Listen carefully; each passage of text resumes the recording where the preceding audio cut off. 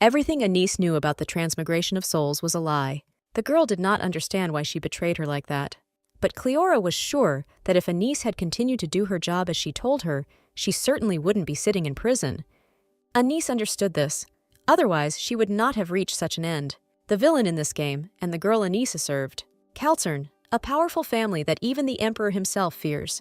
The main noble faction, controlling religion, finance, and politics through all sorts of illegal means. An incident in which the heroine Mileva accidentally spilled a drink on the dress of Cleora, a noble daughter of the Kalcern family, which hurt Cleora's pride and became the reason to trample the Marquis of the neutral faction. However, Mileva had 3 main characters who helped her.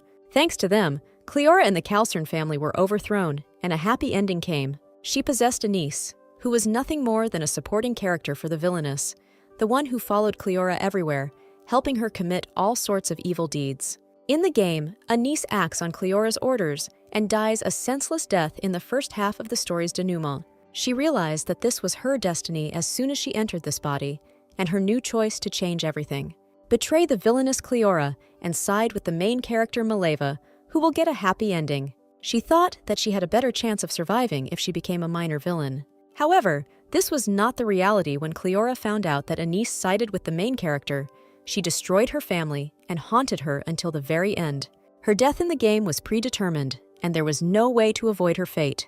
And in the end, how well the script was planned. Why did Anise do this? She could have just continued doing as Cleora told her. Did Cleora offend her somehow, or did something else happen? Cleora valued Anise so much, but Anise didn't believe it because Cleora was going to kill her anyway. Anise was smart. Cleora thought about killing her, but instead of just throwing her away, she also wanted to use her. Anise was a useful tool for Cleora, but such a tool deliberately rebelled against its owner. Didn't she think that would anger Cleora? But was it really only because of this that Cleora reached this point? Was it really only because Anise betrayed her? This was the most important problem. Cleora was disgusted by the fact that her things considered themselves people, not knowing where their place was. Keira gave Anise a choice, to take this pill and die there, or to slowly die of hunger in prison. This pill was the one that Cleora wanted to poison the main character with. She decided to use it on Anise. She didn't understand whether the ending could ultimately be changed. Even being on the side of the villain who is bullying the main character, or even if you side with the main character, betraying the villain. This was already her second death. In her previous life, she was an ordinary office worker, but on the day when Bitcoin rose well, she met her first death when she collided with a motorcycle. And in the end, she will die here for the second time. But she was haunted by thoughts of what would happen if she died here a second time. She wanted to return to real life, but unfortunately, in life there are no save or reset buttons. Finally, she asked Cleora if she wanted to tell her something interesting. She wanted to tell her how she would die. Cleora didn't understand what Anise was talking about. Cleora will die in complete despair. She will be in a prison even worse than the one where Anise is now. Cleora will survive and eat what even a beast would not eat. She will suffer every night, and every day she will beg for death. And when the moment of her death comes, in the square, where there will be many people, they will show what will happen to those who have committed countless atrocities. Anise warned Cleora that she would be there as an example. Cleora was furious at the words she heard, but this was the result of the actions of the rare villain Cleora Fiore Kalcern. Anise hoped that when that moment came, and it would definitely come, she hoped that Cleora would meet a cruel end, the most terrible end that could have awaited Cleora. She hoped that Cleora would reach him safe and sound. A sign appeared in front of Anise asking her whether she wanted to load from the last save point or not. Anise didn't understand what it was. She realized that they were talking about loading a save. She chose to start from the last save point. A mountain of notifications poured in, an achievement for returning, a reward for an achievement where you had to go forward and not stop. A trophy appeared. The 12th special reward, the store, can be used. The 12th special reward, charisma, can be used. The 12th special reward, the achievement system, is open. Anise didn't understand what it was. Following the achievement notifications, there were error notifications. An error occurred while loading saved content.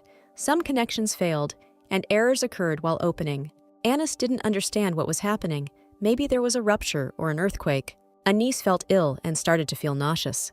The sound that accompanied Anise as he fell stopped. She found herself in the middle of her room. Had she really returned? A notification appeared that the download was complete, and they also wished you a pleasant game. Anise realized that it was not an illusion. So if this was a real game, she thought, then there really was a save mode. If the save point was the time when she first got into this body, it must have been about 2 years ago. At that time, Anise was still acting as Cleora's assistant. She automatically remembered Cleora, but immediately decided that she shouldn't remember her. Right now, there was a more important matter than Cleora. She remembered seeing the word store in the system window. Is there really such a way?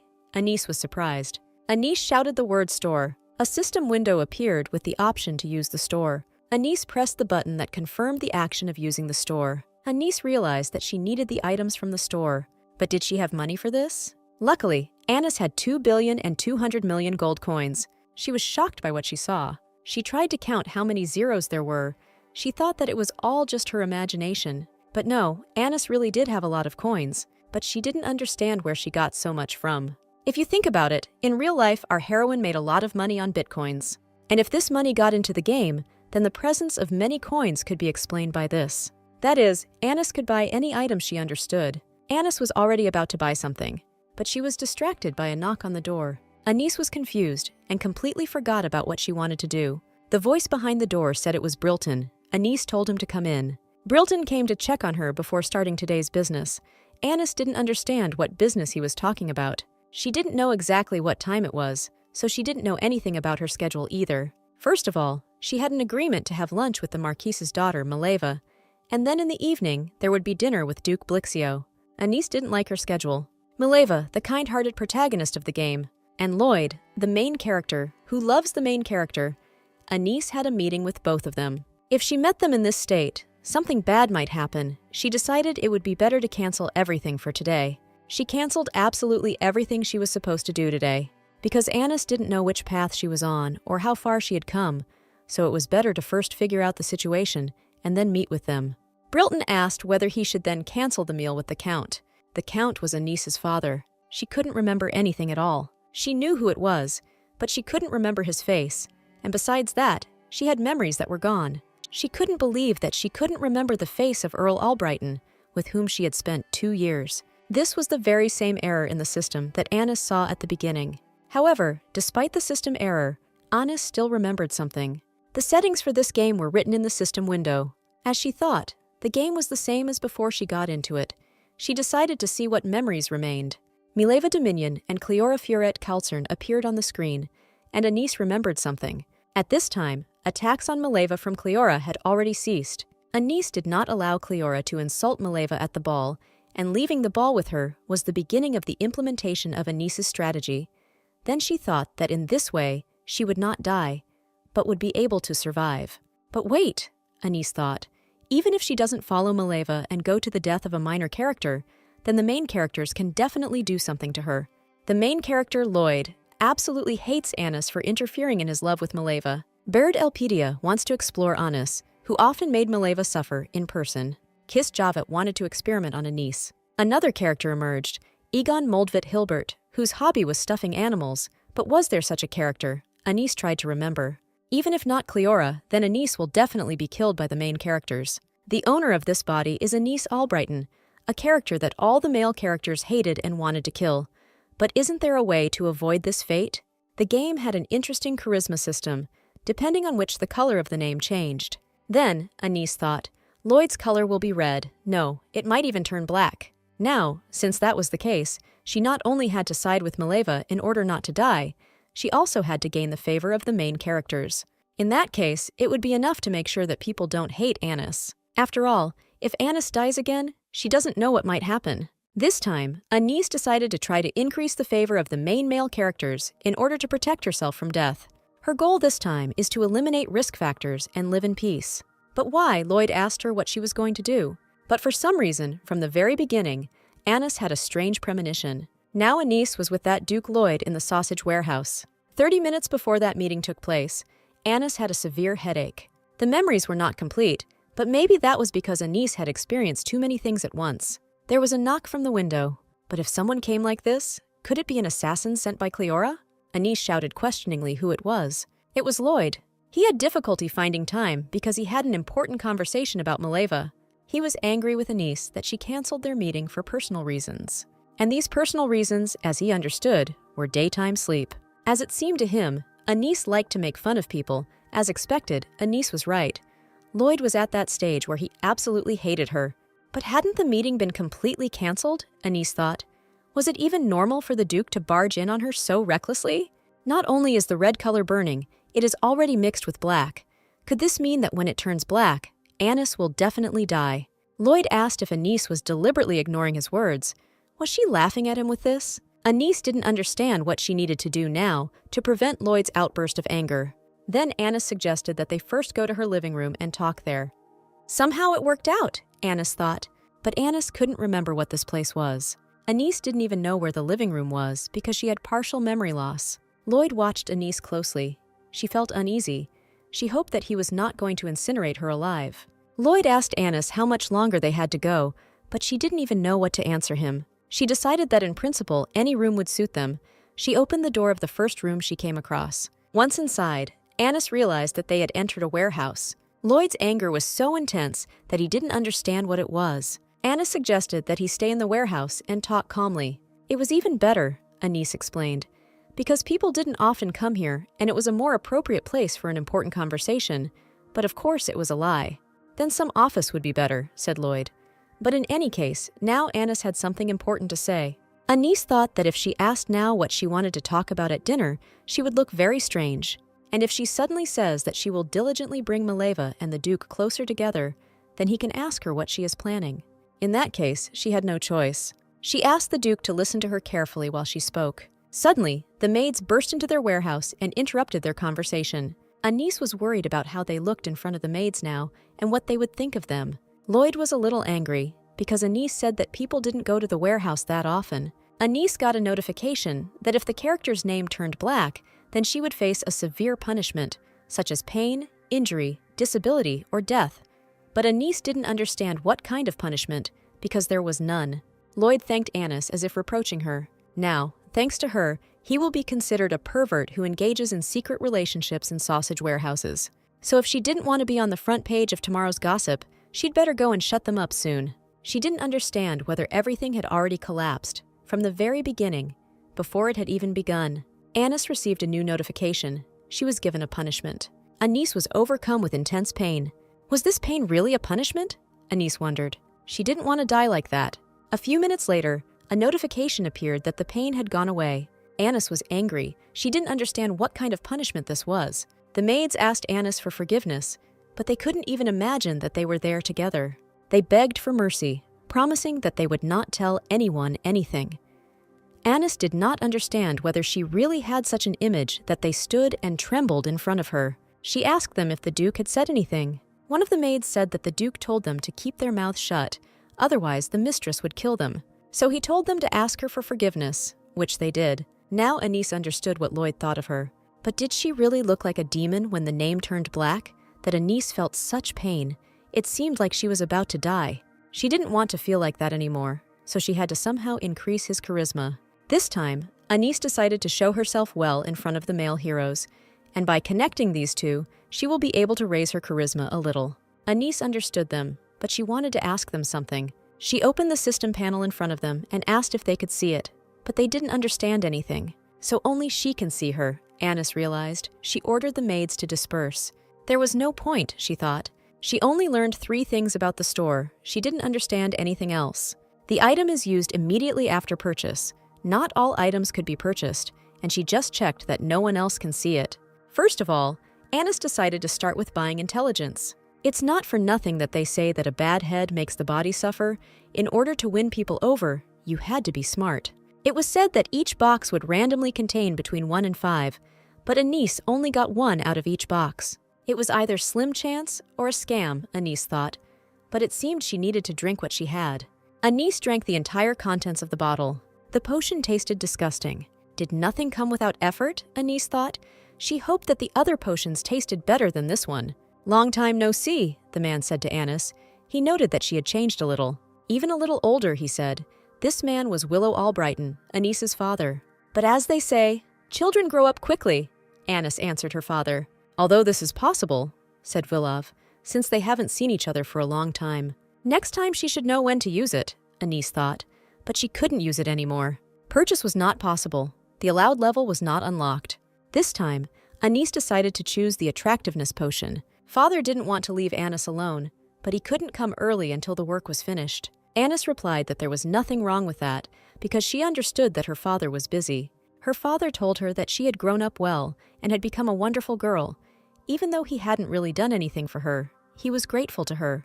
Anis's father was interested in when she started dating Duke Blixio. Anis tried to pretend that she didn't understand anything. She asked her father for an explanation. He replied that Brilton had recently told him about it. He knew that they had exchanged letters and had even recently spent time alone. Anis tried to explain that nothing like that happened, but her father told her that she was already an adult, and he, of course, had no right to interfere. "But isn't it strange to spend time in a sausage warehouse?" he asked. She had felt that something was wrong, but she didn't understand at what point everything went wrong, when she had arranged dinner with Lloyd, or when she had decided to take him to the living room without asking anyone, or from the moment she met Lloyd. It seemed to her that everything was going wrong. Father Anis was puzzled. In their days, secret meetings were held in food warehouses. He decided that he was too old-fashioned to follow such trends. He asked Anis if this was fashionable lately, but Anis tried to explain that he had misunderstood. But her father didn't really try to believe her. Anis only said that it was all not true. She was haunted by the thought that if everything had turned out this way, then everyone will definitely know about it. In that case, Mileva will not be able to meet with the one Anis loves. And eventually, Lloyd's wrath will once again be directed at Anis. Then everything could have ended badly. Anis could have died again. Well, no, she definitely couldn't have died so recklessly. Anis talked to her father a little to explain to him what had happened. So this is what happened after listening to Anis, Vilov told her. Vilov realized that there was nothing between the Duke and Blixio and Anis. But then another problem arose. Willow told her that then it was a big problem. If they had a romantic relationship with the Duke, then these rumors could be called a unique way of dating. There was only one way left. Vilov said that the only thing left to do was to get engaged to the Duke, especially since he was an eligible bachelor. Anis didn't like this idea at all. It wasn't part of her plans. But what was so special about it, the father did not understand. Lloyd was so popular that all the ladies were striving to be his lovers. And if they end up getting engaged, then such rumors will become nothing more than a handful of gossip. Anis said that she would definitely think about it, but she understood that Lloyd was the person who hated her so much that he wanted to kill her. She didn't understand what she should do. The next morning came, and Anis was sitting in her room reading the newspaper. Lloyd came into Anis's room, clearly in a bad mood. Anis was confused. She didn't understand why he came to her. He gave her a newspaper which described the strange hobby of the Countess of Albrighton, secret meetings in sausage warehouses. Lloyd was furious. He did not understand. Anis specifically told him to spread this news in the newspapers, instead of keeping her mouth shut. Anis herself was furious at what she saw, but the newspaper that Anis had just read didn't say anything about it. Lloyd said that he checked the first published newspaper. It had that content. Lloyd wanted to ignore it, since it didn't mention him, but he advised changing the content, because it would be hard on the Earl of Albrighton. But why did Lloyd come then? Anis wondered. He clearly needed something. Lloyd said that in 3 days, there would be a party at the duchy. Lloyd had invited Lady Mileva to this party, and it would be good if Anis could help him. He needed some time alone with Mileva. Anis told him that he could handle it himself, but Lloyd didn't think so. Mileva was too shy, so she would hardly be able to stay alone with him. Anis handed Lloyd the newspaper and asked if it was the entire original, or if there was more. Lloyd replied that it was the original. He only had the drafts left. When that day came, he promised to give them to Anis. Anis agreed to come to the party in 3 days and help the Duke and Mileva get some privacy. But Anis warned that the result would depend only on the Duke himself. She asked him not to take out his anger on her without reason. Meanwhile, Cleora's mansion. The maid said that they said Mileva would be coming to a party hosted by Duke Blixio. Cleora asked the maid if the girl would definitely be there. The maid nodded affirmatively. Cleora was perplexed. She had sent a letter warning her not to catch her eye. She considered Mileva a country bumpkin who couldn't even read. To Cleora, Mileva was so stupid that it was difficult for her to treat her gracefully. But why Anis didn't prevent Mileva from participating in the party, Cleora couldn't understand, because she had given her such an assignment. The maid said that there were rumors that Anis had changed a lot recently, and was also canceling planned meetings with other ladies. Cleora's plan to have another meeting with Mileva on the day of the banquet failed. Cleora remembered how Anis had promised that she would get closer to Mileva and pretend that they were friends, and then stab her in the back. Anis unilaterally destroys what was so important, and what she is ultimately planning with Duke Blixio. Cleora didn't understand how Anis was even going to rebel against her. There was something else strange. Anis canceled the meeting with the Duke, the maid said. Was she really not going to get closer to Lloyd and Mileva? Cleora didn't understand. After that, the Duke himself came to her. The maid said she was unable to find out anything else, but it was clear that they had some kind of plan. Cleora didn't understand whether Anis was trying to become her enemy, or whether this was the way to get closer to Mileva that she was talking about. But Cleora didn't care what Anis did. She was sure that Anis wouldn't be able to escape from her anyway. Cleora decided that she would wait, and later it would become clear what Anis wanted. Anis was reading another newspaper. It said that the bonds were sold on behalf of their family. She didn't understand anything. Among the businesses in Albrighton is a gun shop run by a man named Tinon Burnus. That place is visited by a lot of people because it is quite big. A few days ago, it was decided to expand the store, so they opened a second one. However, due to overexpansion and lack of funds, external funds were attracted. Then Tinon came asking for funding, but the Count, who had been against expansion from the very beginning, categorically refused.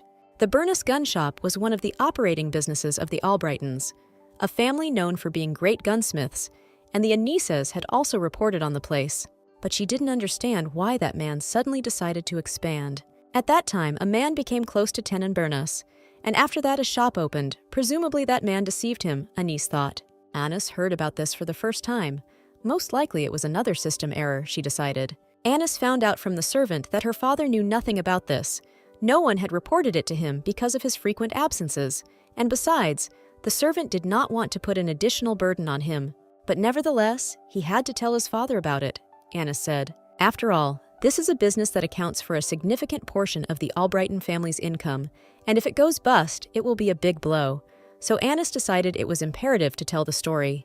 The servant said that this was precisely why he wanted to talk to Anis about it first. Anis realized that the servant was trying to get her to go and sort this out herself.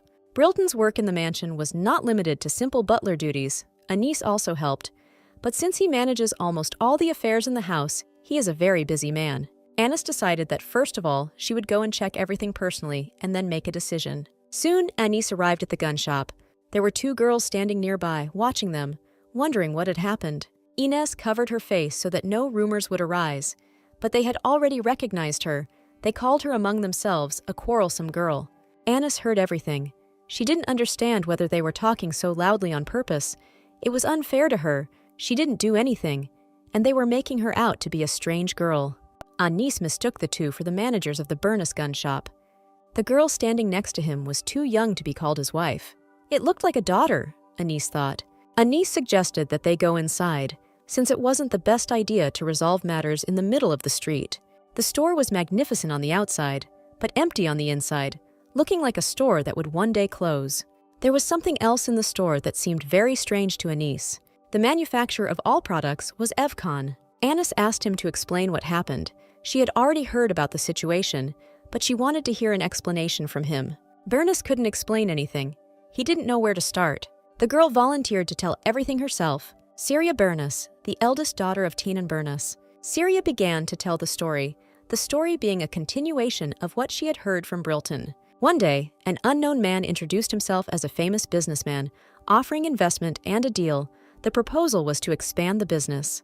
Despite the fact that other people dissuaded him, Burnus believed in success, and as a condition of the investment, a contract was signed with the Evcon company. However, a year after the contract was signed, as the quality of the weapons supplied by Evcon gradually declined, sales fell and the company went into debt. The girl explained that her father was trying to achieve more and he had no bad intentions. Anis considered it shameless. He did all the things he wanted, and now he dares to ask for help. Tinon felt very awkward in front of Anis. Anis wanted to just turn around and leave, but she couldn't ignore one of Albrighton's biggest businesses. The girl said that the quality of the weapons supplied had declined. Didn't this happen to other places? Anis asked. Tinon replied that, as they say, such a thing never happened. Anis found all this suspicious. She had the feeling that they were targeting this place and trying to destroy it. To begin with, Anis asked to bring the accounting book.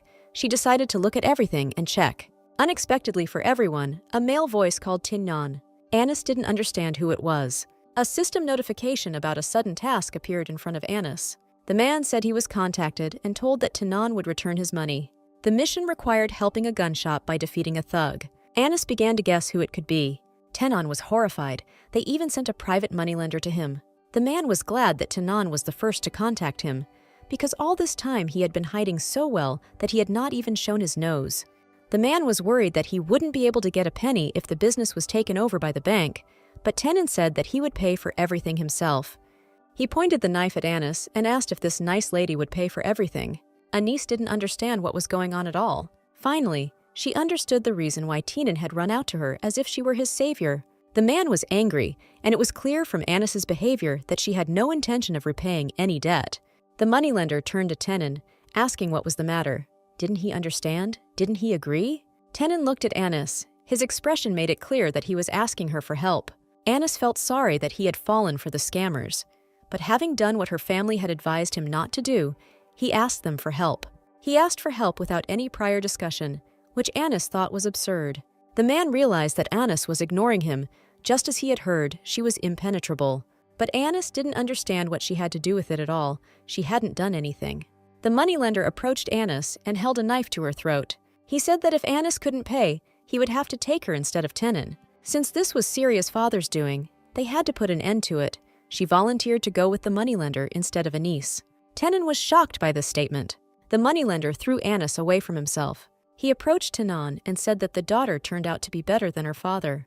Tears rolled down Tenon's eyes. He didn't want Syria to go with him. Syria asked for forgiveness for causing trouble to her father and was about to leave with the moneylender.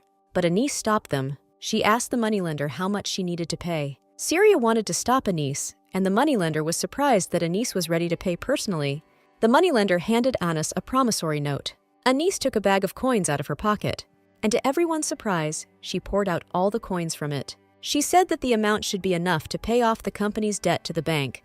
The price per unit of supplies will remain the same, Anis said, but a certain percentage of the income will be charged.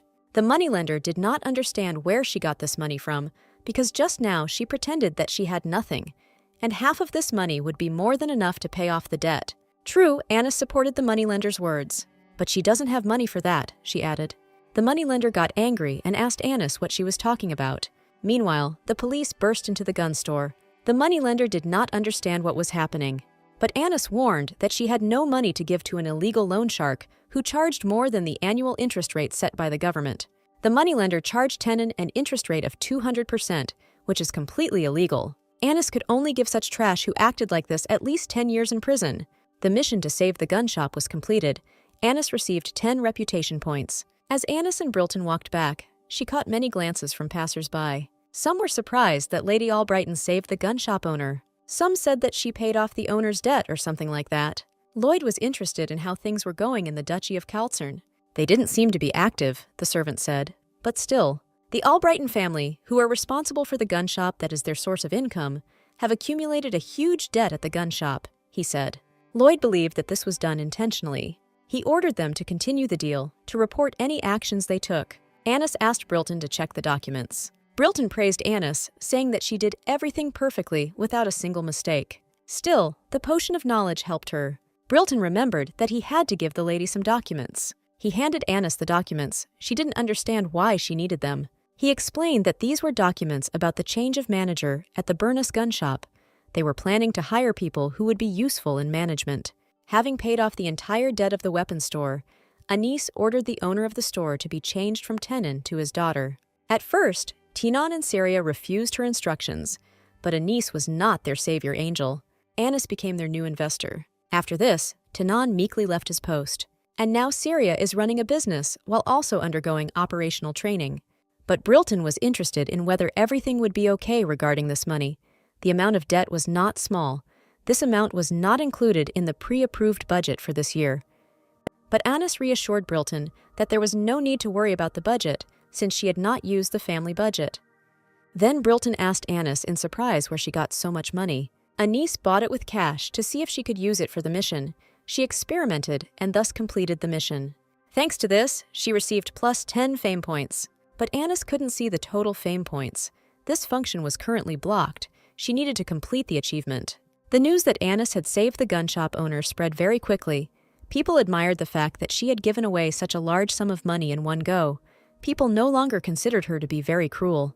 Although Anis did not defeat the bandits, she seems to have gained favor from the people who saw her repay the debt. However, there was still one person whose favor she had to obtain at any cost. Due to family matters, Anis completely forgot about Lloyd's banquet. There were only 3 days left, and Anis didn't even have a dress to wear there. In that case, Brilton suggested calling the owner of the salon, whom they had invited earlier. Anis also asked Brilton to call a dance teacher. She didn't know how to dance at all. Soon, Anis was already fully engaged in dancing. It wasn't fair, Anis thought. She was a genius who easily surpassed all efforts. Anis tried to practice dancing to take part in the party at the Duke's residence, but strangely, her skills did not improve after 4 hours. Anis tried so hard, there was no stopping her. When they finished, the teacher praised them, saying that it was very good. Who would have thought that a servant, who had just started learning to dance, would turn out to be better than the Count's daughter? Anis felt uneasy. The maid shared with Anis the thought that she had found a new dream. Anis promised to support her if she did not tell anyone that Anis could not dance. Anis decided to check if there was something in the store that would help her dance well. Anis found a skill that suited her. There was a package in the store to support a beginner dancer. If used, Anis would learn to dance well, however. If she had already learned this skill, then the purchase was impossible. Anis wanted to buy a skill, but it turned out that the purchase was impossible. She didn't understand what was going on. Had she already learned this skill? Then why was she dancing so badly? Perhaps it was influenced by the memories that had disappeared. And was it really necessary to learn to dance? Anis thought. In any case, she just had to bring Lloyd and Mileva together. Then Lloyd's anger towards Anis would at least subside a little. That was Anis's plan.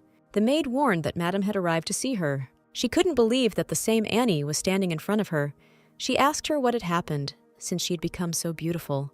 She noticed Anis's beautiful, shiny hair, and also skin as elastic as a baby's. She said that they usually say that with age, the skin becomes duller.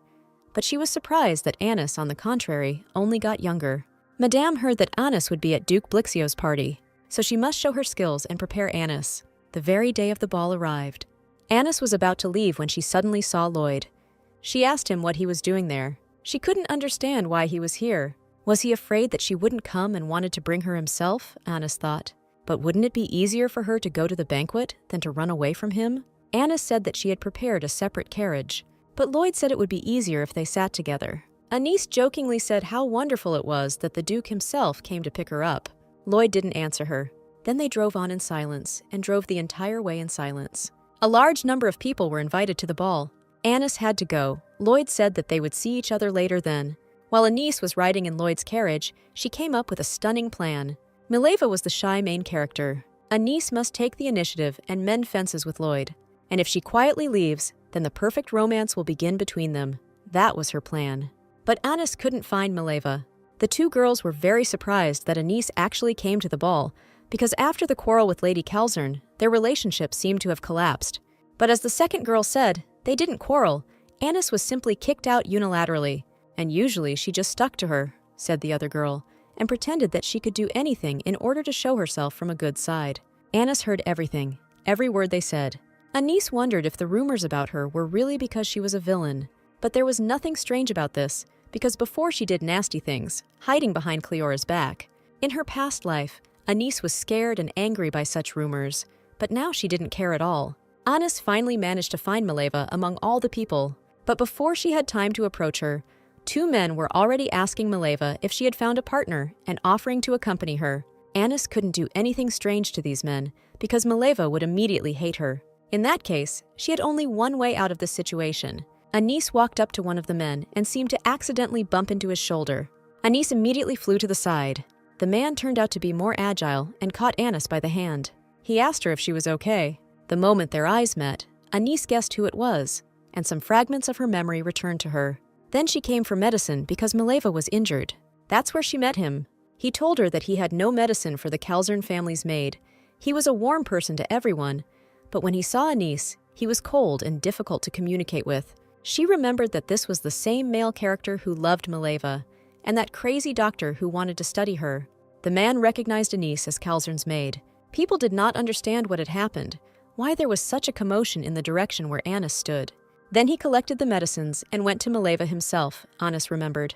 He looked at Anis with contempt and anger. Anis thanked him for catching her, but in response he only said that his hand was dirty. He began to carefully wipe his hands. Anis did not understand whether he had now begun to consider her a microbe. Even if he hated her, this was too much. How dare he behave like that right in front of her, Anis thought. Wiping his hands, he threw the napkin towards Anis. Anis was extremely indignant and was about to deal with him. But Anis distracted Milev, she called him. Here Anis completely forgot about the man. Mileva finally noticed her. So, the only question left was whether Anis would be able to see the meeting between the secondary male character and the main heroine here. Anis was surprised that he simply walked past them. Was this really the period when Bird had not yet fallen in love with Mileva? Not all male characters were in love with Mileva from the start, but how did Bird's storyline develop? Anis decided that it all started when Mileva returned the handkerchief to Bird, who treated her. If he knew that Anis was close to Mileva, he should have taken care of her in order to present himself in a good light, but nothing of the sort happened. It seemed that nothing had started with Bird yet, Anis thought. She told her that they hadn't seen each other for a long time, asked if she had come here first. There was still one more, but these two men were still standing behind Mileva. Mileva wasn't interested in them anyway, Anis thought. She asked Mileva who was standing behind her. Anis told them to get lost right now. They were confused and said that they would go. They said that they would see Mileva earlier. Anis felt Lloyd's presence next to her. Since Anis had driven away those men who were clinging to Mileva, his favor level seemed to have increased. Anis asked Mileva if she knew where the Marquis had gone. She replied that since the farm had caught fire, all the mares had fled, and he had gone to help, so Mileva had to go here alone. But Mileva was interested in something. She called Anis. It seemed to Mileva that Anis had changed, and that's what she told her. Mileva felt that Anis had become more tender and mature. Anis was happy. The most beautiful girl in this story praised her. Anis felt calmer. It was not for nothing that she donated to the game. Lloyd was still glaring at Anis. Anis suggested that Mileva go out onto the terrace and get some fresh air. Mileva said that with Anis, she was ready to go anywhere. Anis was thirsty, so she thought it would be a good idea to take something with her. She took with her 2 glasses of juice for herself and Mileva. They went out onto the terrace. Mileva thanked Anis for the juice. Mileva asked Anis if she had a partner for the ball today. She remembered how recently those men had offered to become her partners if she had no one. But Anis asked if she could have a partner, but if she was with Mileva, no one would come near her, so she would be a shield that would scare away partners from Mileva, she said. Mileva slowly raised the glass to her lips and was about to take a sip, but Anis suddenly stopped her and snatched the glass from her. There was alcohol in it. Mileva was very weak to alcohol. Anis apologized to Mileva and said that she would now bring some water. As soon as Anis entered the hall, she immediately ran into Lloyd. He was angry. He asked her if she had really given Mileva alcohol to drink. She tried to explain to Lloyd that he had misunderstood everything and that it was a misunderstanding. Anis didn't understand why. Whenever Lloyd appeared, the misunderstanding only increased. She explained that there had been a mistake. Anis thought there was juice in the glass, but it turned out to be mixed with alcohol. Anis reached into her dress, trying to get something out of it. Taking out a bottle of sobering drink, she handed it to Lloyd, asking him to give it to Mileva while she went for water. Lloyd took it and began to examine it closely, then asked Anis what it was. She replied that it was an alcohol intoxication remover. The store really does sell different things, Anis thought. She decided that Cleora might throw something away and bought various medicines in advance. She sent Lloyd to Mileva on the terrace. Lloyd asked Anis to keep her promise. She told him that, as he had asked, she had made it so that they could talk in private, and if he brought her the remedy, her interest in him would double. Interested, Lloyd asked, but he was wondering how much longer Anis was going to hold his hand. Anis was confused and let go of Lloyd's hand, telling him he could go. Anis realized that she needed to come up with an excuse urgently. After all, Mileva would definitely look for her. She didn't even know what excuse Lloyd would come up with. Anis followed Lloyd out and asked him what he would tell Mileva. Mileva noticed Lloyd and was surprised. She asked him why he was here. Anis intervened in the conversation and said that the Duke told her that he had a cure for alcohol intoxication, and he personally wanted to bring it to Mileva. Anis silently prayed to Lloyd to say something. Did she really have to try alone? Mileva thanked Lloyd. He in turn asked her how she felt. She replied that she felt a little dizzy. He handed her the bottle, saying that it would definitely help. His actions were rough, but his voice was so gentle, Anis thought. It would be nice if he showed at least half of that towards her. Mileva thanked him again, but said that she really felt fine, so she decided to accept only his intentions. Then Lloyd asked her if he could stay with her, since at first glance it seemed to him that she did not have a partner. Anis picked up on Lloyd's words and told Mileva that she still didn't have a partner.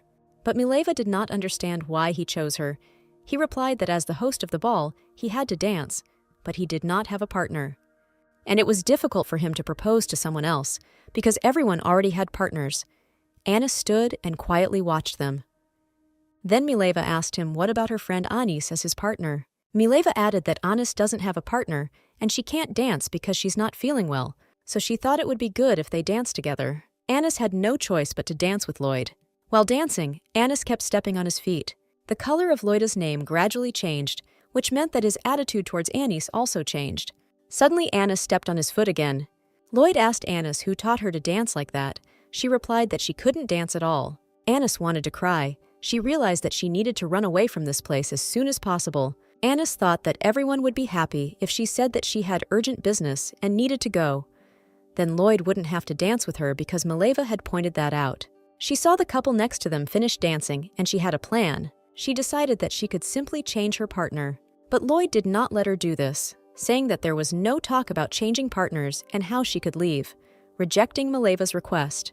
The people around didn't understand what was happening, unless Anis was just about to run away. They marveled at their relationship, talking about how passionately they danced. Although some of the misunderstandings were due to Anis, there were also problems on Lloyd's side.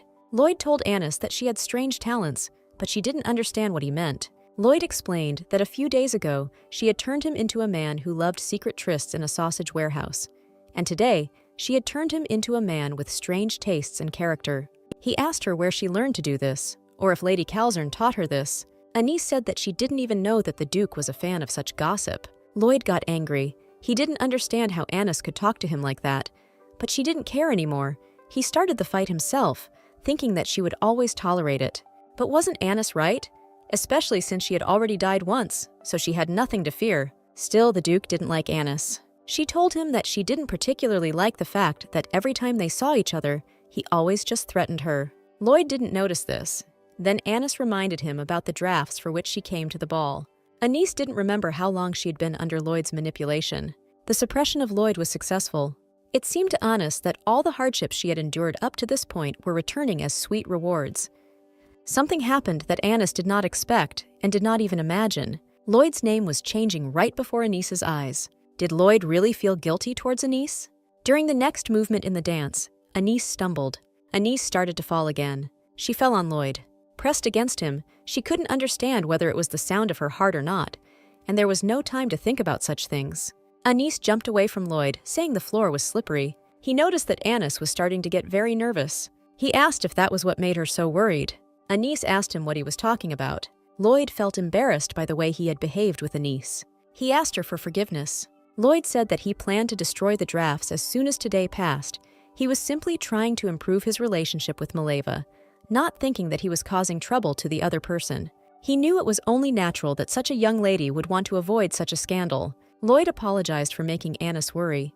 He realized that his actions were not befitting a knight. Lloyd Blixio, the commander of the Imperial Knights, is always strong in order to protect the weak citizens.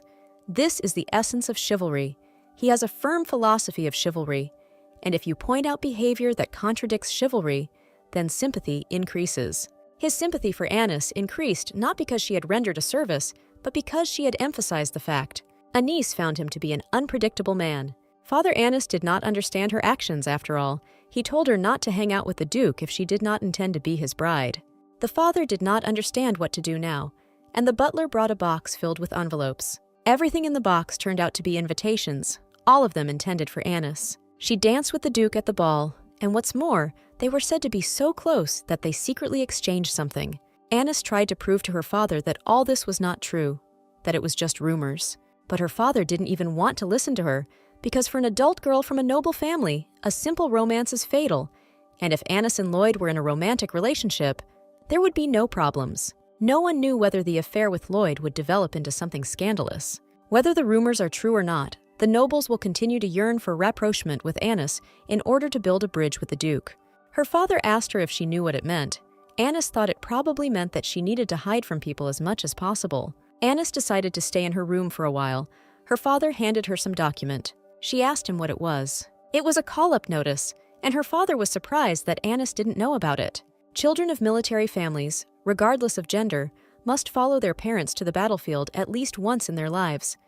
and the father kept thinking about when to take Anis with him, and he decided that now was the best time. Anis, of course, knew about this system, but why so suddenly? Couldn't it be easier for the lady who started the mess to hide it and call her up for military service? She thought. Moreover, Anis not only knew this, but experienced it herself in a past life 6 months before her death. The civil war then spread to Marquis Dominion, and Anis participated in the defense of Mileva. Father said that in 3 days Anis would go with him, so she needed to prepare, during which time he would stop the spread of rumors about her and the Duke. Her father looked more serious than usual, Anis thought. This time she had to act like an obedient daughter. Anis agreed with his decision unconditionally, but she still felt uneasy. In her room, she sat for a long time over the handkerchief that Bird had thrown away, thinking about the situation. Even if Anis wanted to ignore it, she wouldn't be able to. She remembered moments from the ball. She remembered how Mileva asked her if she liked the dance with the Duke. But she didn't know. She had nothing to say, because she kept stepping on his feet. Then Mileva gave this scarf to Anis. She said that this handkerchief belonged to the man who had previously caught Anis when she almost fell. Mileva thought that he had dropped it, so she picked it up. She thought that this scarf was worth returning to Bird. Anis said that she didn't know if it was worth doing. Anis knew that he hadn't dropped it, but had thrown it away. But Mileva was so kind that she didn't even think about it. Mileva was sure that if Anis received help from him, then she definitely needed to repay him in return. Then she gave her this scarf. After washing this bloody handkerchief, Mileva gave it to Bird. Returning this handkerchief was an act that increased Bird's favor. Anis did not want to maintain any relationship with Bird. Mileva insisted that Anis return the scarf, so she is sure that Mileva will ask about it later. Mileva was very stubborn. Anis understood that if Mileva's favor fell, then survival would become much more difficult. She rang the bell, calling the maid. She asked her to wash the handkerchief and send it to the Marquise of Elpidia. Anis told the maid that she could wrap it up nicely and give it to the Marquis. The maid understood her order, took the handkerchief and left. By sending that handkerchief, Anis hoped that everything would turn out well. Anis opened a store. She decided that she should look in the store for everything that might be useful to her before leaving for the army. Anis was fully prepared for service. Brilton approached her. Anis asked him if he had done what she asked. Brilton, as Anis had ordered, looked after a maid named Rise. He said that a week ago she took a vacation and did not return. She was not at home either. Anis thought this was strange. They searched for Rise everywhere for a long time and carefully. After some time, they finally found her. Rise was clearly running away from someone. After she was interrogated, it became known who was behind all this. Brilton was about to say who this person was, but Anis herself guessed who could be involved in this. She believed that this person was Cleora, so she told Brilton he didn't have to talk about it. Then, a beautifully packaged item arrived at Cleora's place. They intercepted the maid Anis, to whom she gave the handkerchief. Cleora asked Avnia if she had dealt with the freckles last time. Cleora thought that this time the girl was quite stupid. She asked why it was necessary to come to Manto, which belonged to the family. Cleora's maid began to draw her sword. Cleora was sure that Anis's maid had come to Manto to tell everyone that she was her spy. The girl took out a sword and apologized. Then she killed her. Cleora began to open the package. The box contained that very same handkerchief. Cleora wondered if Anis loved the Marquise of Elpidia. Besides, she knew that Anis had danced with Duke Blixio. The maid asked Cleora if she should keep the handkerchief to use as evidence later, but Cleora ordered that it be given to another maid to send to the Marquis. She'll probably notice too, since 2 maids have disappeared in a row, Cleora's assistant said. But for Cleora, something else was more important. It was unusual for Anis to rush between 2 men like this. Cleora thought it was all funny. Gossip spread quickly throughout the city. Naturally, rumors grew, and newspapers containing provocative articles were distributed through the streets. As a result, Anis's reputation returned to its former course. Anis had a question about whether there was a lawsuit for damage to reputation. Things went so far that they said that Anis was a frivolous woman and even had a child from another man. They didn't take Lloyd into account, saying that he was simply a duke seduced by a snake. Anis thought it was all naive. A man approached her. He introduced himself as Zenas. He said that from today on he would be responsible for her protection. Anis had hoped for him. Zenas was sent to Anis by her father. She didn't know if her father would have enough strength to cover up the scandalous rumors that were circulating about her. Anis got into the carriage and prepared to leave. Zenas asked her about the suitcase she was carrying. Anis told him it was a gun case. Zenas said the gun was rare, but it wasn't the first time he'd seen one like that. Zenas explained that he had never seen a noblewoman with enough stamina to lift such a thing. Zenas asked her if she knew how to use it. Anis said that she used it in the morning. She asked if he wanted to check it. Zenas realized that he had asked something rude and apologized to Anis. Anis had bought a shooting book and 5 bottles of strength potion in advance, in case a dangerous situation arose on the battlefield. Drinking 5 potions on the day she was sent south was truly cruel for her. Soon they arrived in the south. Anis saw a lot of children there. During the war, they were the first to be abandoned. Anis considered this unfortunate because the war was started by adults and all the damage was being suffered by children. They tried to take care of the children, but there were too many of them, so now they only maintained this environment. Zenas said that he would like the civil war to end soon. Only then will they be able to rebuild the homes of these children. Anis said that it would all be over soon, but Zenas asked her how she knew. Anis replied that her father assumed so. But in fact, Anis remembered that in her past life, the war in the south ended within a year. Then the war was approaching the territory of Maleva. Well, the main male characters, of course, quickly got together and resolved the war. Anis's carriage arrived at the designated place. To the place where Anis will live, she entered the castle. There were a lot of people there. They all looked at her and followed her with their eyes. Anis did not understand why they were so surprised. She did not come to kill anyone. Zenas told the commander that from County Albrighton, and another 223 men returned.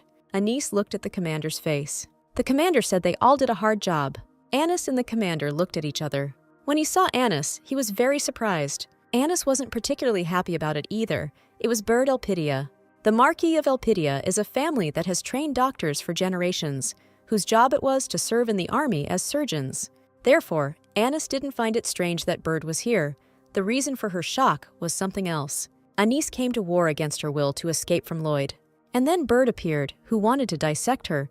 It turns out that she ran into a cave to avoid meeting a bear, but it turned out to be a tiger's lair. Bird and Anis were sitting opposite each other.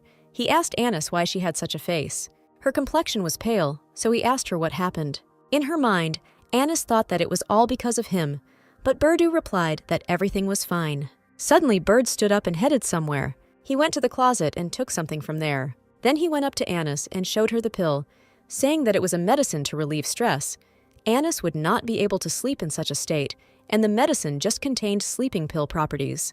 He handed Anis a pill and told her to take it. Anis took it carefully. Just in case, Bird told Anis that there was nothing strange about it. The fact is that Count Albrighton insistently asked several times to take care of Anis, but Bird was not one to accept a request and then not fulfill it.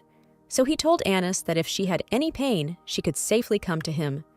Bird felt awkward that their dialogue ended there. Then he asked her if she had come here because of the rumors with Duke Blixio. Anis was very surprised by his question, but there was nothing to hide, so Anis replied that it was true. Bird said he saw them dancing at a ball, and he also heard about their secret relationship. He apologized for being rude and asked her what her relationship was with Lloyd. Anis was outraged by this question. Bird knew it was rude, but he asked her anyway. Anis explained that they just had a relationship where the two of them needed something from each other. She didn't think that the Marquis of Elpidia needed to know about it, but the Marquis surprised Anis very much. She thought that he did not care about these rumors. Bird replied that, as Anis thought, he didn't care about these rumors. Anis wondered if this meant that he was interested not in the rumors but in her, but that couldn't be. The interest might be connected with something else, she thought. This may be related to the Marquisate of Elpidia and the Duchy of Blixio, because these two families support the second of the two princes, and had a tense situation with the Duchy of Calcin, which supports the first prince. That's why he's not happy that Anis, who is considered Cleora's loyal subordinate, has gotten close to him. Anis knew it was unfair to be misunderstood, but all she could do was accept it. Anis told Bird that he didn't have to worry. She thanked him for his concern and was about to leave. She didn't know whether she should salute.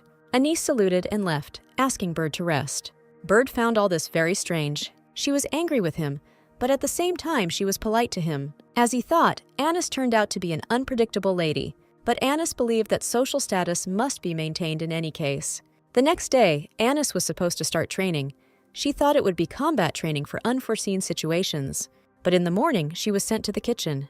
The man brought her a whole box of potatoes and said that he had hopes for her. Anis didn't understand if this was combat training, and for her it will be done with potatoes.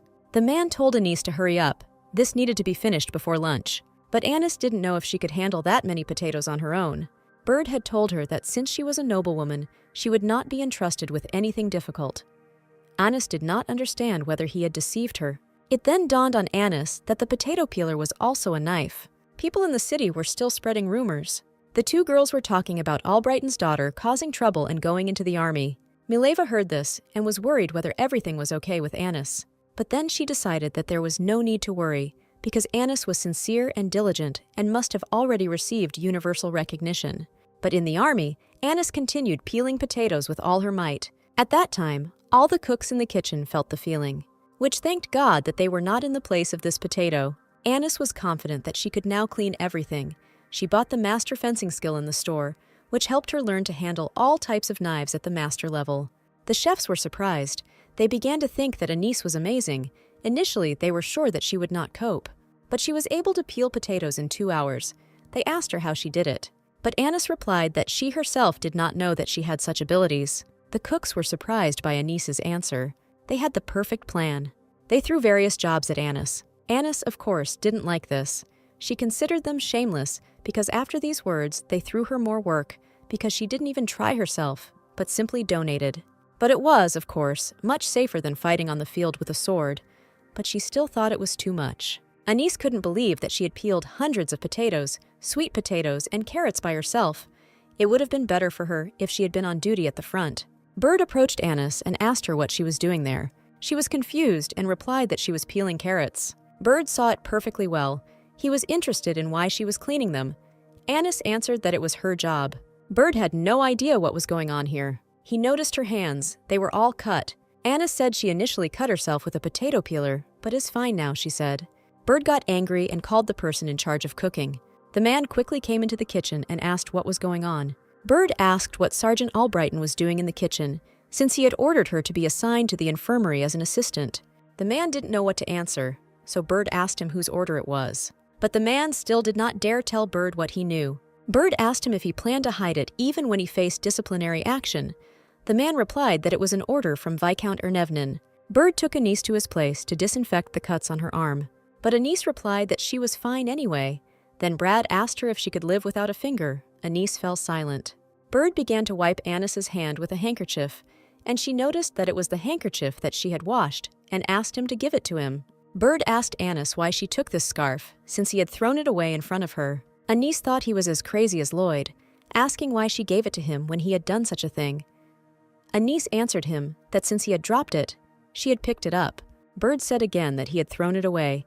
Anis replied that she had noticed it.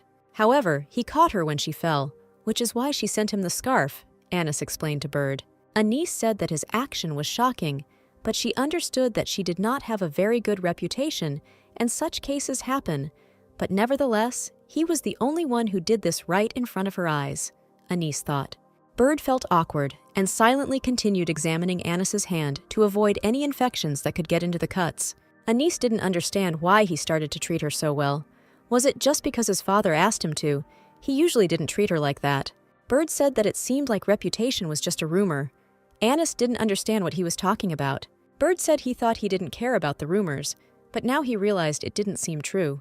Bird felt awkward about being so disloyal all this time. Bird's name changed color. It seemed like he was speaking sincerely. Perhaps his attitude towards Anis changed not because of her father. It seemed that he really was sincerely sorry, Anis thought. If you don't count her father and Mileva, Anis had never seen such a color before.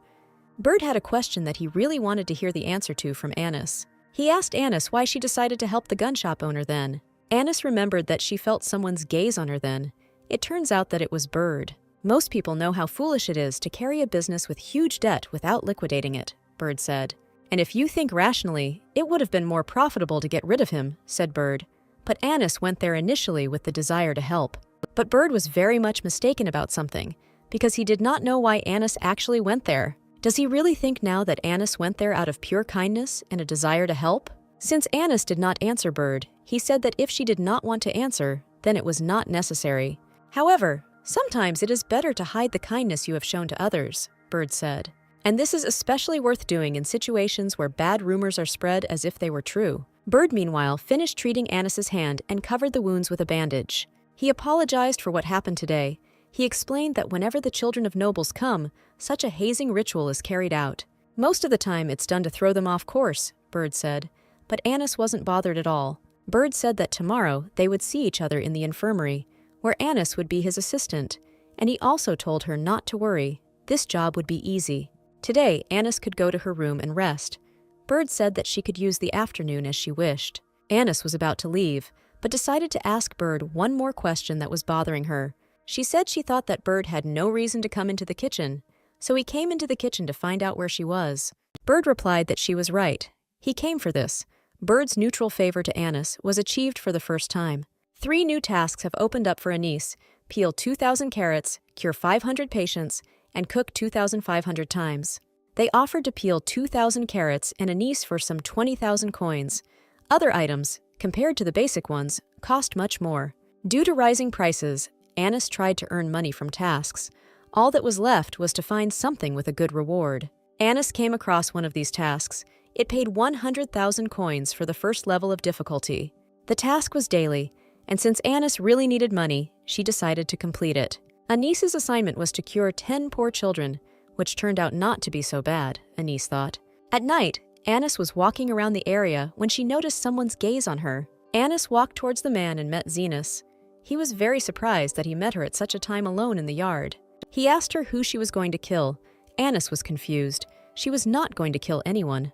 Then Zenas asked her where they were going at such a time, and with a pistol in her hand. Anis continued to stand silently and look at Zenas. From her eyes, one could understand that she was very surprised. Having come to her senses, Anis asked Zenas if he would like to keep her company. Zenas didn't know whether he should go with Anis or leave her. He was uneasy. But Zenas could not leave Anis, and taking a horse, they set off together. Zenas thought Anis was amazing, because she even went to such a dangerous place in order to treat children. Anis remained silent. Zenas did not need to know the truth. Anis went there for the money and power that she would receive from the mission, because only in this way could she survive. Anis took out a suitcase with medicines. She was not sure that it would be enough for everyone, although she bought a lot of medicines. Thanks to Anis's achievements, she could now buy things that were previously unavailable to her, including this healing potion. Anis didn't know how effective these potions were, so she took more just in case. Soon they arrived at the place. When Anis was going to work, she saw many children in this place. A boy ran up to them and greeted Zenas. They hadn't seen each other for a long time. Zenas introduced Anis to a boy named Morin. He was the main one in this place. Zenas then introduced Marina to Anis as the mistress he served. Maureen looked at Anis unfriendly. She noticed it and felt uneasy. Then Maureen asked her if she was an aristocrat. Zenas explained to Morin that Anis was not a bad person and she came here to heal them. Anis approached Maureen and said that she had seen wounded children here yesterday when she was driving past. Maureen replied that everything was fine. They were already feeling better. He was hinting that there was no work for Anis here. Anis asked Maureen in surprise if all their wounds had healed.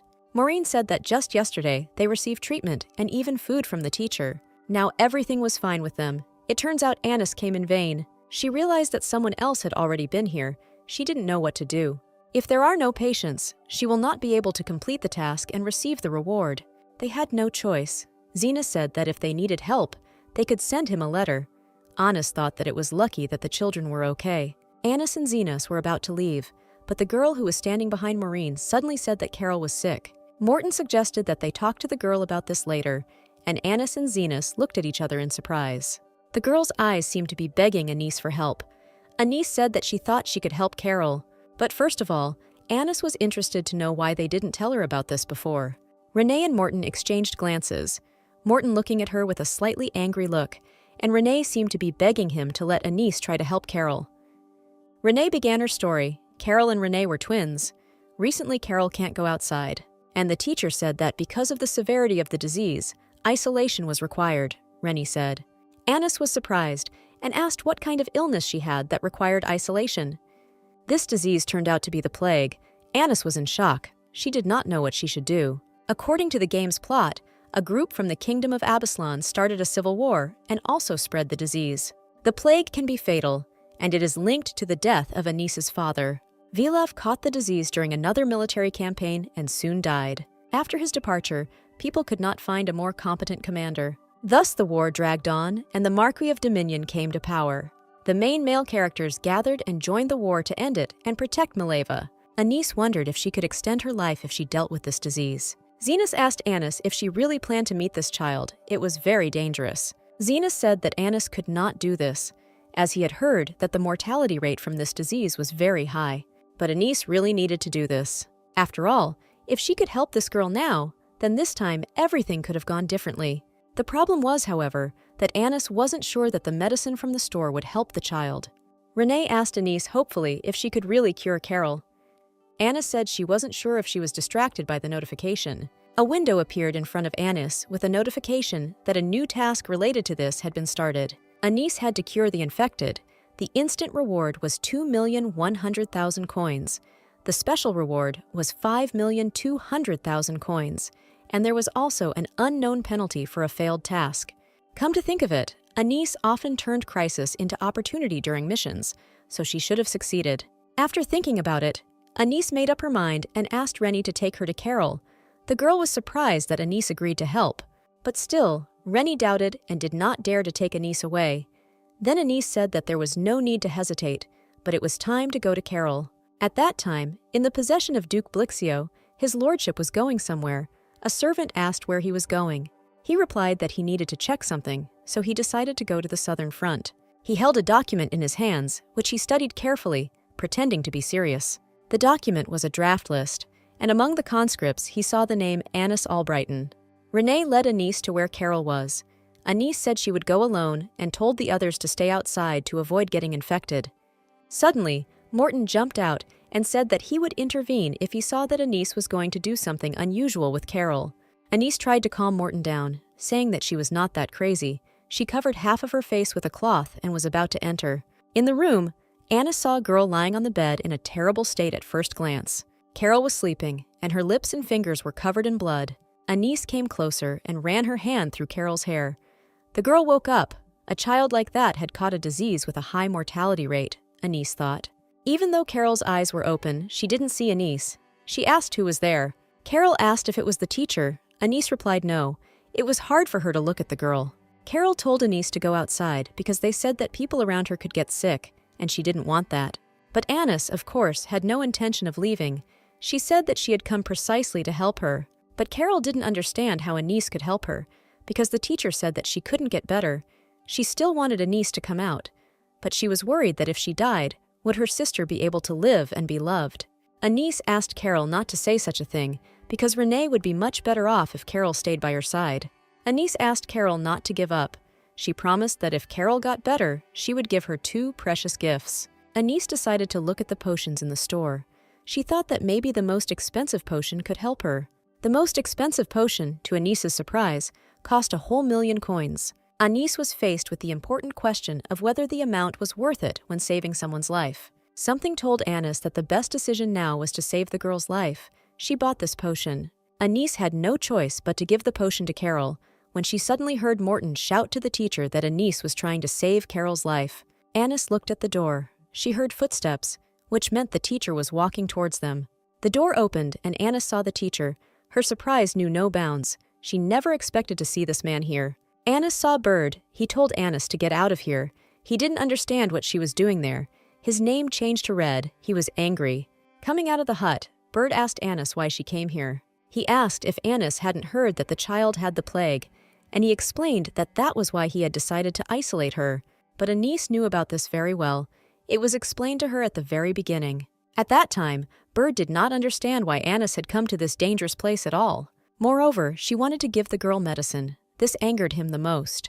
Brad was a talented doctor and priest. He was proud of his skills and hated people who neglect medicine in life.